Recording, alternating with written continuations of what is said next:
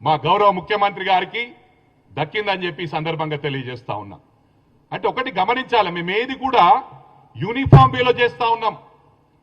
మీరు దళిత బంధు ఇచ్చినామన్నారు, బీసీ బంధు ఇచ్చినామన్నారు, అదేవిధంగా మైనారిటీ బంధు ఇచ్చినామన్నారు, క్రిస్టియన్ బంధు ఇచ్చినారన్నారు. నేను 200% ప్రూవ్ చేస్తాను. ఏదో ఒక గ్రామంలో ఇచ్చిండ్రు 100, ఒక నియోజకవర్గానికి 100 దళిత బంధులు. అంటే ఒక్క నియోజకవర్గంలో దాదాపు 200 గ్రామాలు ఉంటాయి. అంటే ఊరికి ఒక్కటని ఇచ్చిండ్రా మీరు? మేము ఆ విధంగా కాదు. మా మెదక్ నియోజకవర్గం తీసుకుంటేనే ప్రతి గ్రామంలో సీసీ రోడ్లు వేసినాం మా ప్రభుత్వం వచ్చిన తర్వాత. గత 10 సంవత్సరాల్లో తాండాలలో రోడ్లు లేవు. రోడ్లు వేసిన పాపాన బోలే, డబుల్ బెడ్రూమ్లు ఇచ్చిన పాపాన బోలే, రేషన్ కార్డులు ఇచ్చిన పాపాన బోలే. ఇక మొక్కుబడికి దళిత బంధు ఇచ్చినామంటారు. మేము ప్రతి గ్రామంలో కూడా పెద్ద గ్రామాలుంటే 40 లక్షల సీసీ రోడ్లు వేసినాం. చిన్న గ్రామాలు ఒక 200-300 జనాభా ఉంటే 20 లక్షల సీసీ రోడ్లు వేసినాం. కొన్ని గ్రామాల్లో ₹1 కోటి వేసినాం. ప్రతి గ్రామంలో ఒక గ్రామంలో 50 ఇండ్లు ఇందిరా మిల్లు ఇస్తే ఒక చిన్న గ్రామంలో 15 ఇచ్చినాం. తాండాలలో 15 ఇండ్లు ఇచ్చినాం. That is Congress. అంటే మేము యూనిఫామ్ వేలో ఒక సిస్టమేటిక్ వేలో తీసుకెళ్తా ఉన్నాం. ఇవాళ మీరు ఇంట్లోకెళ్ళిచ్చినట్టే ప్రవర్తిస్తా ఉన్నాడు కేటీఆర్. ఇవాళ ఒక్కటి గుర్తుంచుకోవాల్సిన అవసరం ఉంది. ప్రజల్లో కాంగ్రెస్ క్యాడర్ విజ్ఞప్తి చేస్తా ఉన్నా, అవేర్నెస్ ప్రోగ్రాం పెట్టుకొని ప్రజలకు వివరించవలసిన అవసరం ఉంది. ఏ ప్రభుత్వం ఇచ్చినా we are tax payers. Tax payers అంటే మనం పన్ను కడితే మన పన్ను తీసుకొని అది మనకు రిటర్న్ ఇస్తా ఉన్నారు. ఏ ప్రభుత్వం ఇచ్చినా కూడా అవి మన డబ్బులే. వీళ్ళు ఇంతకెళ్ళి ఇచ్చినట్టు, మా నాన్నగారు ఇచ్చినట్టు అని ఫీల్ అవుతా ఉన్నాడు. ఇవాళ ఉద్యమం పేర్లో ఉద్యమకారులకు ఏం చేయలే, కేటీఆర్ బడగొట్టింది ఏం లేదు. ఇవన్నీ కూడా గమనించాల. వాళ్ళ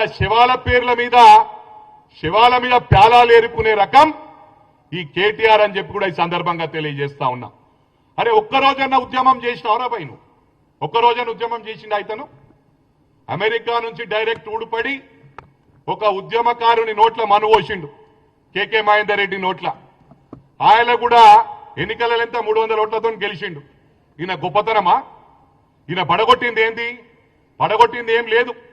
ఓన్లీ ఫోన్ ట్యాపింగ్ చేసుడు, లేకపోతే మొత్తం సెలబ్రిటీస్ ను మొత్తం వాళ్ళ జీవితాలు నాశనం చేసుడు, ఎన్నో కుటుంబాలు నాశనం చేసిండు. అంటే ఓన్లీ సెలబ్రిటీస్ గురించి చెప్తా ఉన్నా. మొన్న కొందరు సిరిసిల్ల వాళ్ళు చెప్తున్నారు, అన్నా వాళ్లే కాదు చాలా మంది జీవితాలు పాడు చేసిన ఘనత కేటీఆర్ దక్కిందని. నీ చరిత్ర అదే రాబాయి. ఫస్ట్ ఎవరితో ఛాలెంజ్ చేసేటప్పుడు ఫస్ట్ మిసాల్ పెంచుకోను, సవాల్ విసిరేమా తప్పుడు. ఇది గమనించాలా. చాలా మాట్లాడుతున్నావు. నిన్న అల్వాల్కి వచ్చినావు. అల్వాల్ మల్కాజ్గిరి వచ్చి నిన్న ప్రోగ్రామ్ ఏం ప్రోగ్రామ్ అది?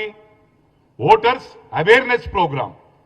ఓటర్స్ అవేర్నెస్ ప్రోగ్రాంలో వచ్చి నేను పీక్తా ఏక్తా అని మాట్లాడు ఎంతవరకు రైటో నాకు అర్థం కావట్లేదు.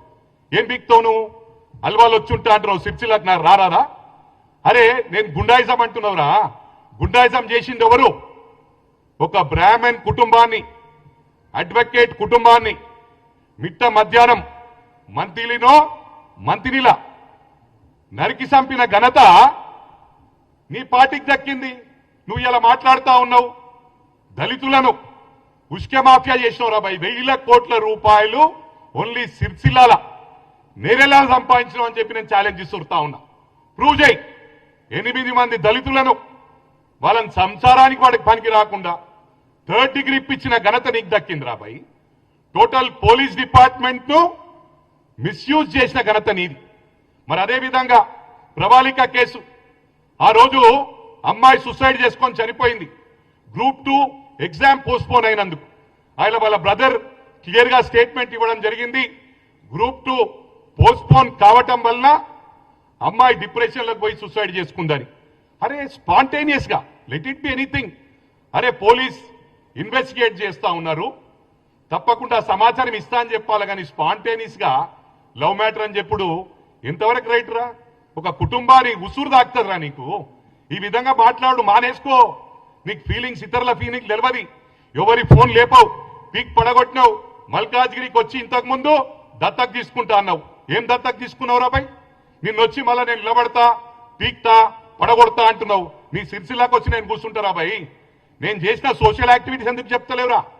గుండాయిజం చేసింది మీరే. మీ అటువంటి వాళ్ళని అడ్డుకుంటే మాది హీరోయిజం రా, గుండాయిజం కాదు. రేపటి నుంచి మా హీరోయిజం ఎట్లుంటో చూపిస్తా. ఇవాళ మా ప్రభుత్వం వచ్చినాక దాడులు చేసింది మీరే, రాళ్లు కొట్టింది మీరే, దౌర్జన్యాలు చేసింది మీరే. అందుకే నేను కాంగ్రెస్ క్యాడర్కు విజ్ఞప్తి చేస్తా ఉన్నా, మనం దాడికి ప్రతి దాడి చేయవలసిన అవసరం ఉందని చెప్పి కూడా ఈ సందర్భంగా తెలియజేస్తా ఉన్నా.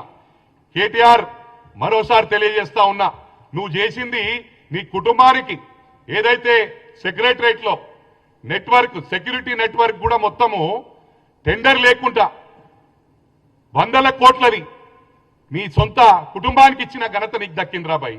ఒక్కటి గుర్తు చేసుకో కేటీఆర్, నువ్వు చేసే అరాచకాలు. ఇవాళ ఏమన్నాడు మనోడు నిన్న? దండుపాలెం బ్యాచ్ అంటే తెలుసారా బాయ్ నీకు? దండుపాలెం బ్యాచ్ అయినా లేకపోతే స్టివర్డ్పురం దొంగలైనా నీకన్నా వాళ్ళకి మినిమం ఎథిక్స్ ఉంటాయి. సొంత చెల్లెది ఫోన్ ట్యాపింగ్ చెయ్యర్రా, సొంత చెల్లెది కాన్వర్జేషన్ ఇనుడు, సొంత బావ ఏం మాట్లాడుతుండో ఇనుడు. ఇది దొంగతనం అంటారు.